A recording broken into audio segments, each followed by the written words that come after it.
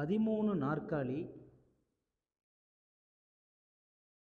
மற்றும் 5 மேஜைகள் ரூபாய் 8280க்கு வாங்கப்படுது. ரெண்டும் சேர்த்து.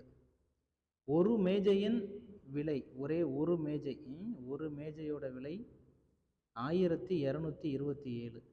அப்போனா ஒரு நாற்காலியோட சராசரி விலை எவ்வளவு? சராசரினா ஒரு நாற்காலியோட விலை எவ்வளவு அப்படின்னு கேட்குறாங்க. ஒரு மேஜையோட விலை கொடுத்துட்டாங்க, நம்மள்ட்ட ஒரு நாற்காலியோட விலை எவ்வளோன்னு கேட்குறாங்க. அப்போ இங்கே மொத்தம் 13 நாற்காலி, 5 மேசை இருக்குது. 13 நாற்காலி இருக்குது. 13 நாற்காலிகள்.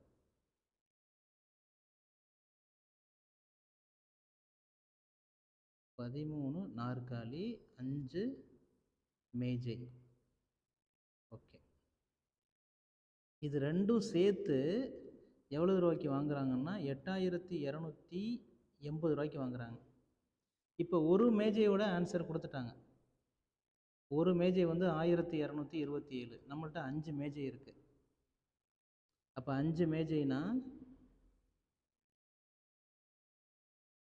5 × 1227. ஓகே, அப்போ 8280. இங்கே 13 நாற்காலி. 13 நாற்காலி, அது ரெண்டும் சேர்த்தானே 8000. இப்போ இந்த நாற்காலியோட ரேட்டு தான் கண்டுபிடிக்கணும். மேஜோட ரேட்டு கொடுத்துட்டாங்க. அப்போ இது ரெண்டையும் நம்ம என்ன பண்ணிக்கலாம்? மல்டிபிள் பண்ணிக்கலாம்.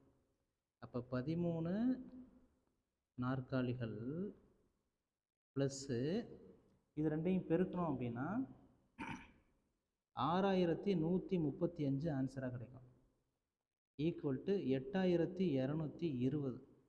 இப்போ நம்மளுக்கு 13 நாற்காலியோட ஆன்சர் தான் வேணும். அப்போ 8280ல் இந்த 6135 அங்கிட்டு போகும்போது மைனஸில் போயிடும். 6135. அப்போ இது ரெண்டையும் நம்ம மைனஸ் பண்ணணும். மைனஸ் பண்ணோம்னா 2145 ஆன்சராக கிடைக்கும். அப்போ இது யார் அப்படின்னா 13 நாற்காலியோட விலை. 13 நாற்காலியோட விலை. நம்மளுக்கு ஒரு நாற்காலி தான் வேணும். அப்போ என்ன பண்ணணும்னா ஒரு நாற்காலியோட விலை தான் வேணும். அப்போ இந்த டோட்டல் இருக்குல்ல, இதை அந்த 13ஆல் டிவைட் பண்ணிட வேண்டியதான், வகுத்துற வேண்டியதான். அப்போ 13ஆல் வகுக்கணும். அப்படி வகுத்தோம்னா நம்மளுக்கு ஆன்சர் 165ங்கிறது ஆன்சராக கிடைக்கும்.